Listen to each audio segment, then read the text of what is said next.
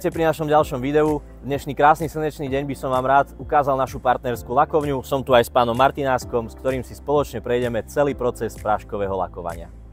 Dobrý deň. Takže ako prvý krok, ešte pred samotným práškovým lakovaním, je prebrúsenie daného materiálu. Máme tu pripravenú aj jednu lamelu. Konkrétne sa jedná o prebrúsenie zinku. Pán Martinásek, je dôležité prebrúsiť samotný zinok pred procesom práškovania?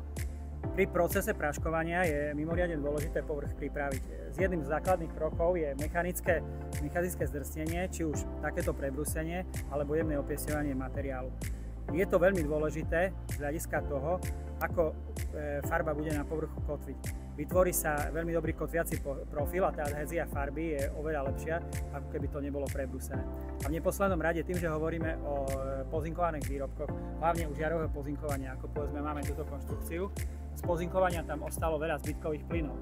Ako náhle to mechanicky prebrúsime, povrch zahrejeme. Po zahriatí povrchu sa tie plyny uvoľnia, čiže urobíme v podstate dva kroky v jednom.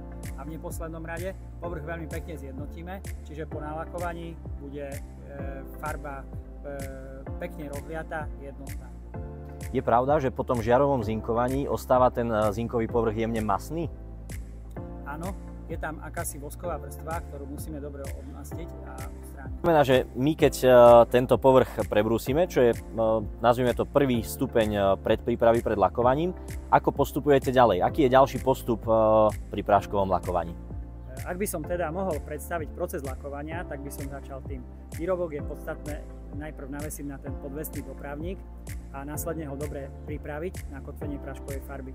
My používame trojstupňovú chemickú predprípravu, kde sa ten výrobok dobre pripraví odmastí. Preto hovorím trojstupňová, prebieha v troch krokoch. Prvý krok je chemické odmastenie, kde železitý fosfát pripraví povrch na kotvenie farby, následne je oplachovaný vodou a potom oplachovaný demivodou. Tu vedľa, ako vidíte, máme vlastnú demistanicu. Tá demistanica funguje tak, že pripravuje demivodu. Demivoda je demineralizovaná voda, ktorá má veľmi nízke povrchové napätie.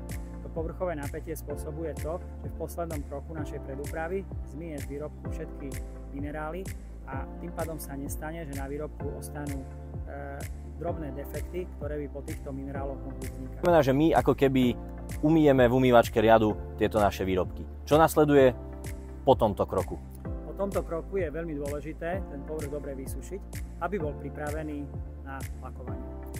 Čiže viac menej vy presuniete z tej umývačky do PC produkt, ktorý sa tam pri určitej teplote vysuší a následne to potom ide do lakovacej kabíny. Rozumiem tomu správne? Presne tak, ako hovoríte.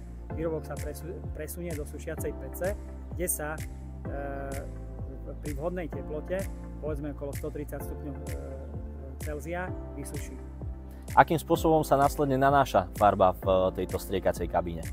V tejto striekacej kabíne sa farba nanáša v elektrostatickom poli, kde je výrobok uzemnený na opačný pol, ako nabíja pištol a jednotlivé práškové častice sa veľmi dobre ukotvia na celý povrch vášho výrobku.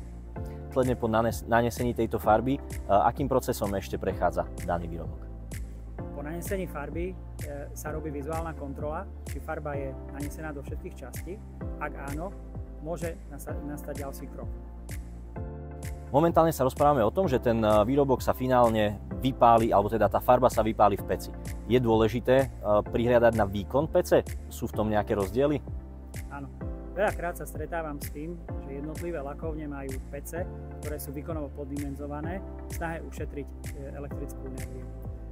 Nie je to však tak. My disponujeme pecami, ktoré majú výkon 200 a 200 kW, to znamená dostatočný výkon na to, aby bol výrobok správne vypálený. Ak sa nám stane, že je pec alebo lakovňa, kde majú pec málo výkonnú, sa môže stať, že výrobok sa nenahreje na dostatočnú teplotu alebo sa nahrieva veľmi dlho a vzniknú defekty vo farbách, niekedy až vo forme stekancov. Môže to mať vplyv aj na trvácnosť daného výrobku, respektíve danej povrchovej úpravy? Pokiaľ je doba vypaľovania dostatočná, nemalo by mať vplyv na celkovú kvalitu laku, ale pre nás je dôležitá aj vizuálna vec alebo vizuálny vzhľad toho výrobku a tam môže dochádzať, ako som už povedal, k významným defektom. Som rád, že som vám dnes mohol priblížiť proces práškového lakovania v našej partnerskej lakovni. Ako ste sami mohli vidieť, sú rôzne rozdiely v práškovom lakovaní a v práškovom lakovaní. Je na vás, do čoho investujete svoje peniaze, no ja verím, že chcete investovať rozumne a na celý život. Ďakujem vám za pozornosť a prajem pekný deň.